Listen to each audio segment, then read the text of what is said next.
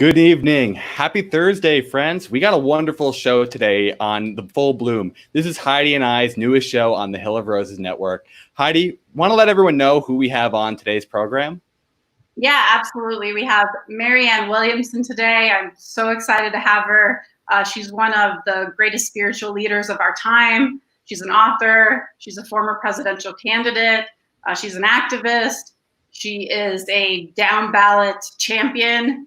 She's done so much work that we're all so proud of in our movement, and we can't wait to ask her some questions and get to know her a little better and find out her thoughts on what's going on right now and how we can move forward as progressives in this very, very important time that we're going through together right now. Yeah, so welcome, Marianne, to the program. We're so excited to have you on today to be able to talk about so many things. So thank you for being here.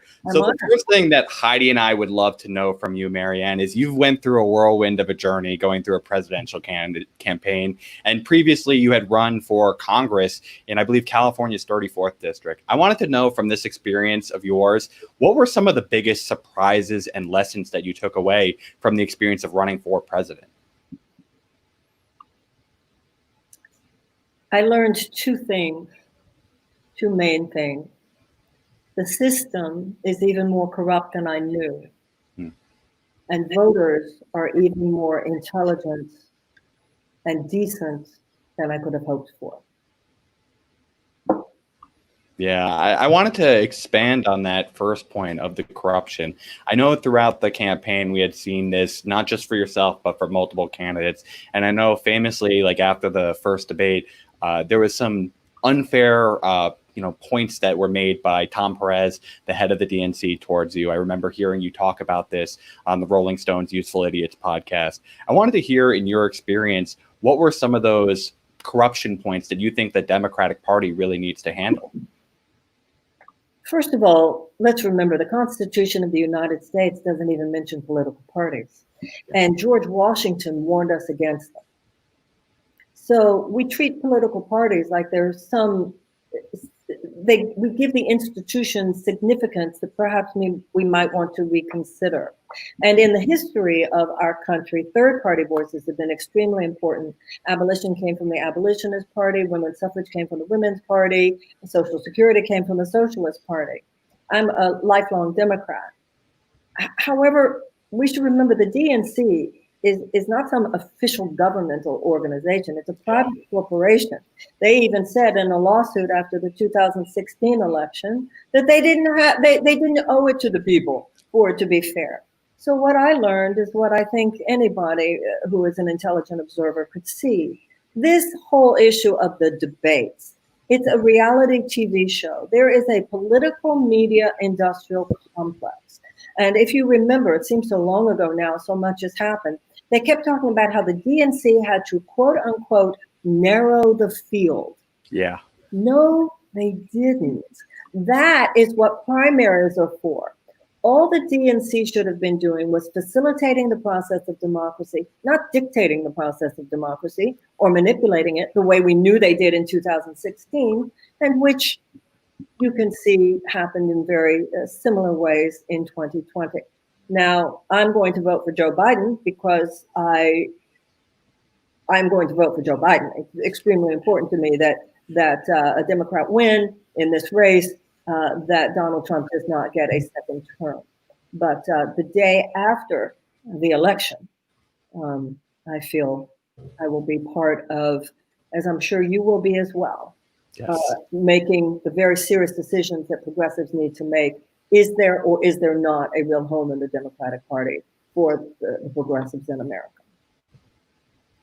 Yeah, I strongly feel that point there, especially the private institutions. It's not just the DNC themselves, but the way that the debates were being operated, it was also in the hands of the corporate media. Well, let me put you on stage and could have seen the looks on some of their. Yeah, right.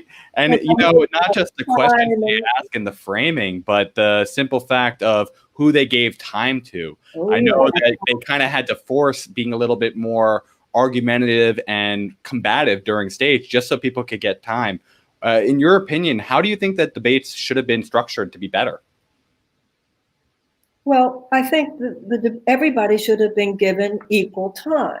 even if that meant, in 2016, I remember there were so many candidates in the Republican Party that they had it over 2 nights. They had the kiddie table. Yeah. I said to Tom Perez when he made that perfunctory farewell call to me, I said, I could have been at the kiddie table. I would have been okay at the kiddie table, but to not let us in, it was so obvious. It's like many years ago when there would be these men with cigars in back rooms basically deciding who the candidates were going to be.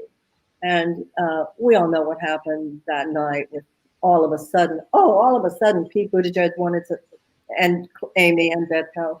Yeah, it's nothing that Democrats should feel proud of. Yeah, so I'd be curious in your opinion, you in the primary had decided to take the decision in January to withdraw from the field and to be able to back other progressives within the movement. Did you have any specific thoughts that came to mind at that period of time? And do you think that others should have been making the same decision as you during that point in the race as well? Well, I certainly have no feeling that I should be dictating what other people feel is right for them. Yeah. In terms of myself, I'm sorry I left when I left. I could have stayed through New Hampshire. I think I would have surprised quite a few people with the vote count in New Hampshire. I was at that time financially and otherwise in such a situation. I bought in too much into the idea that I couldn't continue, and I do wish I'd stayed. I could have made it through New Hampshire. Yeah. So that I regret. But what other people do is what they feel in their hearts they should do. My problem was not with other candidates. My problem was with the way the system operates. I mean, I don't agree with all of them, obviously. Sure. That's not where I see the deep corruption. Absolutely. Okay, so first of all, I told you backstage, but I want to say again, thank you so much for your endorsement of my campaign. It meant so much to me and to so many people, so many women, running for office and progressives running for office against, mammoth incumbents, which is often the case. So it means every single endorsement is so difficult to get at that level. So first of all, just thank you so much. Well, I know, Heidi, most people don't win the first time. Did you enjoy the process? It was so fun. It was honestly one of the most fun times I've ever had. That's how I feel too. I feel that running for president was an equal balance of brutality and exhilaration. Exactly. That feeling of just, you're doing something, you feel so in your element, I guess. Yeah, I felt that great. Yeah. So I wanted to talk a little bit more about that. One of my really good friends, Mary Lunetta, you actually spoke to her directly after she attended your event, Sister Giant, where you basically had an event to encourage and inspire women to run for office. And, you actually reached out to many of these women directly, which I thought was amazing to hear about. Can you tell me a little bit more about your experience with Sister Giant and your experience with working with women and getting them excited about running for office? Sister Giant is the name of some conferences that I have held. They originally had to do with getting women more active in politics, although by the last one, I think we even called it Sister Brother Giant. I have known people, Heidi, and I'm sure you guys do as well, who are some of the best and the brightest in America, who have been so disengaged from politics, chronically so. But it has taken us into a terrible place because people have been disengaged from politics because politics is so toxic. So the kind of people who would be disengaged because it's so toxic leave, which means it only gets more toxic. Which means they only get more disengaged to the point of where we are now, where there's an awakening and people we have to be engaged now. And I feel that people coming from any kind of a personal growth or spiritual or religious context must become politically literate. And I believe that political activists in many cases need some purification of heart. When I was young, when I was in college, for instance, we read Ram Dass and Alan Watts in the morning. And then in the afternoon, we went to a Vietnam War anti-war protest. We didn't see these things in separate silos. Mm-hmm. The political types didn't make the religious and spiritual types feel they should stay away. And the spiritual and religious types didn't make political types feel like they didn't know what was really happening in the war. It was a time of revolutionary cultural fervor like now. But it was multifaceted. It was sexual, it was musical, it was social, it was political, it was spiritual. There weren't these lanes where everybody was expected to keep in their lane. This is a moment when it's very important for us to have a holistic understanding of what's happening. And because it's a multidimensional all systems breakdown. And you can't understand an all systems breakdown if you don't really understand how all the systems fit together. That's what intersectionality is. But the intersectionality is not only between and among the levels of the problem, but also between and among the dimensions of the answer. Because the answers, the solutions, have to do as much with how we show up emotionally right now, how we show up psychologically, so that we are the people we need to be able to endure these times, navigate these times, and transform these times. Martin Luther King said we need quantitative shifts in our circumstances, but also qualitative shifts in our souls. And nobody laughed at him when he said that, and nobody should laugh at somebody who says it today. Absolutely not. I mean, going off of that, how do you feel that we can get to that sort of a point again? You know, how can people be in that moment again that you were going through? I mean, you saw it, you know, transform into something different. So from your knowledge in your life, do you feel like we can get back to that moment? Are we getting back to that place where it all comes together and people no longer see politics as a fringe kind of toxic thing that they might not want to be involved in because it brings them down, and it actually can lift them up spiritually, and they can bring that into all parts of their existence? We're already in that moment. It's happening. What had been an invitation for this country, it's like nature is now commanding us to heal. You have to be adults. You have to be somebody just completely clueless not to be awakened to what's happening in this country today. So I think the moment it has come where it has been forced upon us at this point.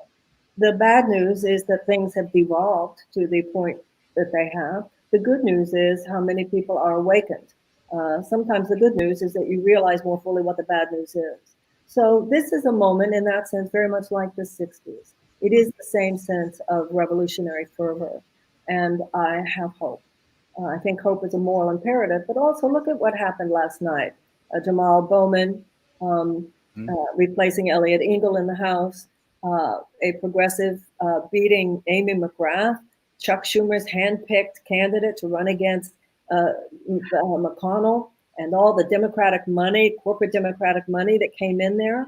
And Heidi runs like yours. You know, we don't win all of them, but, you know, I haven't won either. But as my friend Dennis Kucinich once said to me, every campaign has a win of some kind. Yeah. You increase the conversation, you expand the conversation, and things that you said that people went, ew, that's too weird. You know, 6 months or a year later, people are going, oh, well, that's exactly what we should be talking about.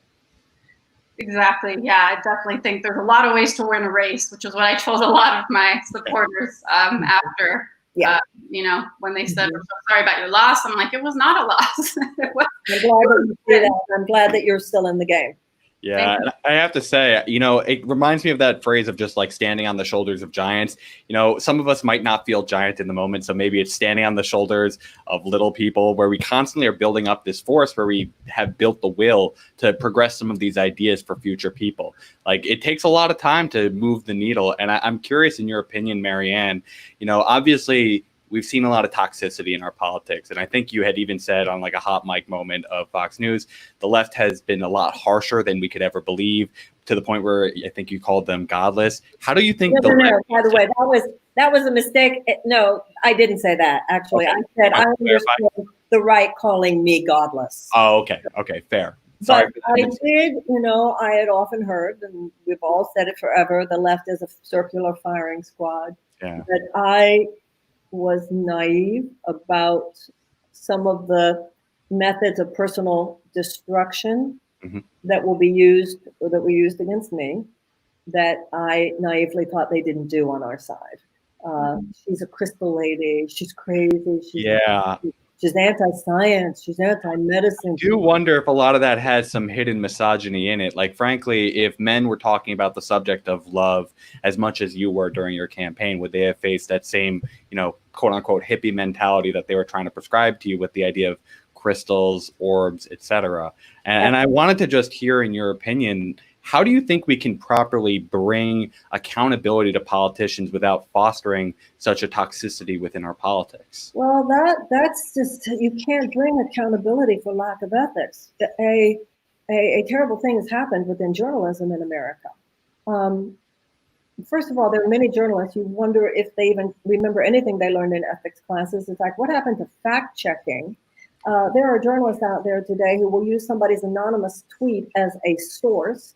And then there are too many people on social media, they'll read a lie about you and they'll say, she's this, she's that. And they just keep repeating it and repeating it and repeating it. It's a big lie technique, and it becomes an ubiquitous assault that's very, very difficult to override. So in your opinion, how do we try and foster that unity factor? Because I think there's a lot of desire on these common policies that we saw in your campaign, as well as some of the other progressives within the movement, but we kind of got fractured on some of these policy details. For example, I remember you had from Bernie's circle of people when during one of the debates you had said you have a different solution than just the pure Medicare for all. I know you 100% support universal health care. They had been a little bit too critical, in my opinion, of you. How do you think that they can come to have some understanding and tolerance of different viewpoints? How do we get that kind of unity and just understand that these are good people who don't want to just say, no, you don't get health care, but we have a different solution of how we get there? No, candidates disagreeing with each other is what democracy is about. That's not where the problem is. Candidates should be going at it with each other on policy. That's democracy. That nobody should apologize for that. That's called debate. Mm-hmm. That's called debate. But the shutdown, cancel mentality these days, which doesn't necessarily come, at least doesn't directly come from the candidates, is the bigger problem out in the culture. People have lost the art or even the appreciation for honorable discourse. We don't all have to agree with each other. And nobody has a monopoly on the truth. And a free society means you don't have to agree with each other. And the left is as tough as the right sometimes with these, like, you have to say it, not only do you have to agree with me, you have to say it the way I think you should say it, or you're canceled. And that's very, very, very unfortunate. And it should surprise no one that, number one, how many people just don't even want to go into that grinder.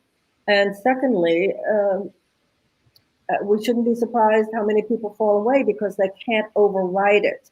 If you're not part of the club, they have ways of trying to spit you out of the club. But like I said, I don't think that's just the candidates. I think that's the system and how it operates. But also, if I had had a stronger campaign, I would have been able to override more of it. And also, I'll tell you something else that's been an interesting lesson for me. I don't know if you saw the time when Anderson Cooper just ambushed me. It was quite horrible. He'd been wonderful to me on one interview, another interview, and then somebody told him, and Big Pharma clearly wasn't happy with me. It's so obvious. So he came at me hard. And you know, so much of my spiritual growth and my path in life has been, Marianne, don't be so tough. As a presidential candidate, I should have been tougher. Mm-hmm. I should have given it right back to him. And when he said Miss Williamson could come back anytime, you know what? I sure should have come back. So I learned some things, and that's really, and I'm sure Heidi, you feel the same way. Yeah. When you're running for office, it's an assault on your nervous system. Mm-hmm. You know, you're talking to people, you're having these meaningful conversations about issues, and then you get in the car and you read some article about what an awful person you are. So it assaults you emotionally and psychologically, and you're kind of in shock. That's kind of what happened to me. I think by the time I just said I'm out, and I should have stayed in. I could have stayed in the convention. I feel you though, it's exhausting. And as somebody who loves to be spiritual as well and be connected to the more softer femininity of myself, it is difficult to have that thick skin that is often required. So I definitely understand that. I mean, I hope that we can bring more femininity into the landscape, because I feel like it has a masculine energy on it that can push. But let's not kid ourselves also about how misogyny works, because sometimes I know in my case, women were some of the worst, the mean girls. So I can't say it was only men who were Oh, definitely not men, but I do feel that the system has a masculine spin on it. I mean, maybe you don't agree, but I feel like the overall system was set up with a masculine outlook. So then that does kind of make people in the system want to act that way to get ahead. Well, it was our entire political system, our entire economic system was designed before women even had a voice in the public sphere. I think that a lot of people agree that Hillary Clinton, who was, she was a little bit of a generation ahead for many people, took on some masculine qualities so that she would appear tougher that actually worked against her. And so I didn't feel, I think that it wasn't for me that I felt I couldn't be feminine. It's just a feminine has its fierce side. Yeah. Mama Bear should be able to give it back sometimes. I would have still been a woman. I just That's right. Absolutely. No, absolutely. And also, I think in politics, it's difficult to know when people tell lies about you because, there's a concept in my defenselessness, my safety lies. I was advised when somebody writes some hideous article filled with lies about you, don't speak to it because that'll only bring attention. Well, that was terrible advice because everybody was talking about it anyway. I would know if I were to do it over again, I'd get on Facebook Live the next day, I'd read the article, and I would talk about it. But these are the things you learn, right, Heidi? I mean, did you learn? I mean, like, coulda. Yep, you live, you learn. Next time around, you do it better. That's how it goes. Next time around doesn't always come about one thing that I'm just curious too, and I do ask a lot of people about this, and you had mentioned it specifically about the protest that you saw, and you're like, this is awesome, and you said, I hope they vote. And I was wondering, how do you think we can get, especially young people, but all people, of course, we still have very low overall voter turnout in the country. How do we inspire more people to vote, especially as activists doing great work on the ground to go to the ballot box and to make a difference in a lot of these races where they would have a huge impact and could change things dramatically? Well, first of all, look what happened last night. When you look at all the corporate money that went into Amy McGrath's campaign, there were two really fine progressives. My own candidate was Mike Royer, but I'm thrilled that a progressive is winning. And I'm all in for Charles Booker. He's not only the Democratic candidate, apparently, from how the vote's looking right now, we'll see, but that a progressive won. Look at how much progressive energy had to go into that to make that win happen. Yeah. So it's happening. It's happening. And races like that, plus Jamal Bowman in New York and others, are proving it's possible. And we have to keep going. People are aware that Jen Perelman is running against Nancy Wasserman Schultz. People are aware that Shahid Buttar is running against Nancy Pelosi. So these icons of democratic centrism that we were all told you just can't possibly challenge them. I think it has actually occurred to people, actually, yes, we can. Yeah. And perhaps we must. And people who have been in Congress for 20 years, Keita Haynes, who's running in Nashville against somebody, Jim Cooper has been there for something like 22 years. Keita is wonderful. I'm so sorry that Robin Wilt lost last night in New York. I'm excited about Betsy Sweet in Maine. I'm very passionate about Andrew Romanoff running in Colorado. But I don't think that the three of us are the only people who are hip to what's happening.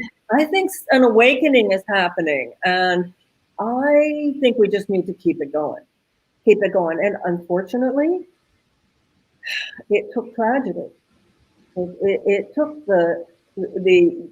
a critical mass of people understanding that there is an established pattern of the execution of unarmed Black men. It took enough people realizing this is happening and that this is not going to stop unless we make it happen. You look at the Republican bill on police reform, it's no reform at all. It doesn't stop chokeholds. It doesn't stop qualified immunity. It doesn't stop the no-knock warrants. So until we get a Democratic Senate, people are beginning to understand there has been this canard out there that the changes we all want to happen could happen outside the electoral system, which is exactly what they want you to think. Yeah. Yeah. Totally agree with you. I wanted to ask you, in your opinion, how do we try and translate this movement? Obviously, we have many more voices this year, as you just brought up, that we need to be organizing for. But what types, as you just did with a whole summit like we had done with 16 candidates ourselves, but I wanted to hear, in your opinion, what type of like infrastructure the progressive movement overall needs to build to prepare ourselves for future runs? Because, you know, not every election is going to be 2020. We're not going to have the full change that we need in one election cycle. What do we need to start building to prepare for 2022, 2024, and beyond? Well, the main infrastructure we need is within ourselves. And also in terms of external infrastructure changes, a lot will be different depending on who wins the presidency. Mm-hmm. If Donald Trump wins the presidency,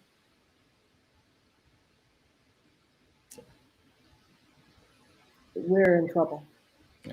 If Biden wins, we're going to have to be resisting a centrist corporatist status quo, better version, far, far better than the Republican status quo, far, far better. But yeah, still, we're going to have to not go along to make sure, as I said before, do progressives really have power at this seat, at this table? Do we really have a place? We have the numbers, but do we have the power?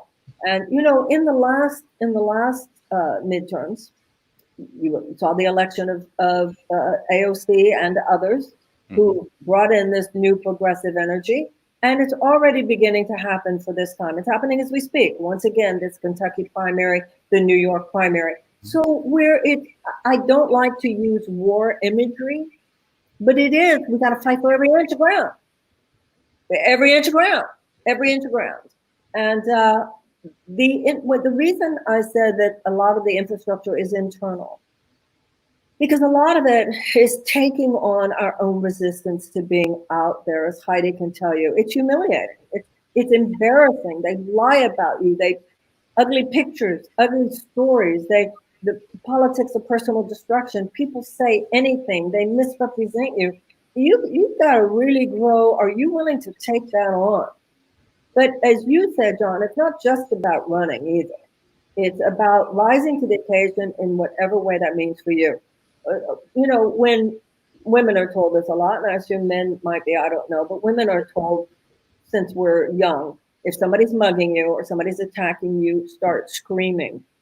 Just start screaming and don't stop screaming. Well, when you look at something like what William Barr is doing now, he's actually using the Department of Justice to overrule the rule of law, to essentially turn Donald Trump into an autocrat, into a king, into a monarch who can have whatever he wants. We need to, in effect, start screaming and not stop screaming. It should be on everybody's Facebook page. It should be on everybody's Twitter. It should be on everybody's Instagram. It should be on everybody's list. We must recognize how much ultimately unimportant preoccupation we have allowed in American popular culture to just suck our life force. Yeah. Now, one of the things I talked about on the campaign is that Winston Churchill said that you can always count on Americans to do the right thing after we have exhausted every other option. Americans are often late to get there. We're often slow to awaken. But once we do wake up, we slam it like nobody's business. And that's what's happening now. And it's very much the pattern in American history that Americans don't really like to get real involved in politics. And then every 40 years or so, we like stick our head out of the sand and go, what the hell's going on here? What's happening now? And we course correct, and America's better off. And that is what we're doing right now. So, Marianne, my final question before letting Heidi wrap up is, you had mentioned beforehand how essential it is for us to elect Joe Biden over Donald Trump in the fall. I think a lot of progressives respect you for having political courage, and they have this conundrum right now of, if we allow Joe Biden to win, that can potentially be 8 years of this kind of neoliberal order that is going to kind of placate people to not be as resistant as we've been during the Trump administration. Can you let us know, in your opinion, why it's so important that we elect Donald Trump over, elect Joe Biden over Donald Trump? Well, let's look at 2016. A lot of people said that, so they voted for Jill Stein or they didn't vote.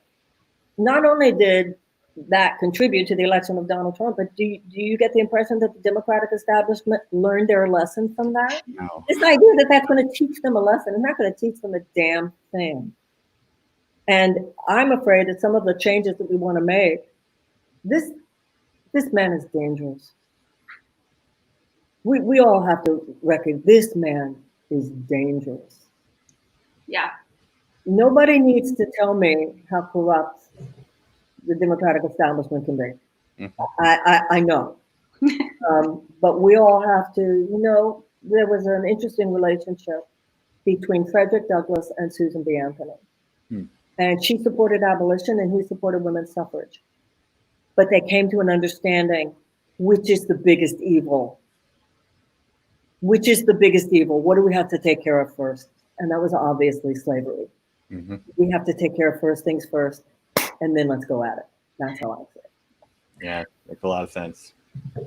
Well, I love that. I love ending on that message of personal strength, which is something that I hope everybody can bring to themselves. We're going to need to be strong. We're going to need to be healthy. We're going to need to be in our energy and in our personal power.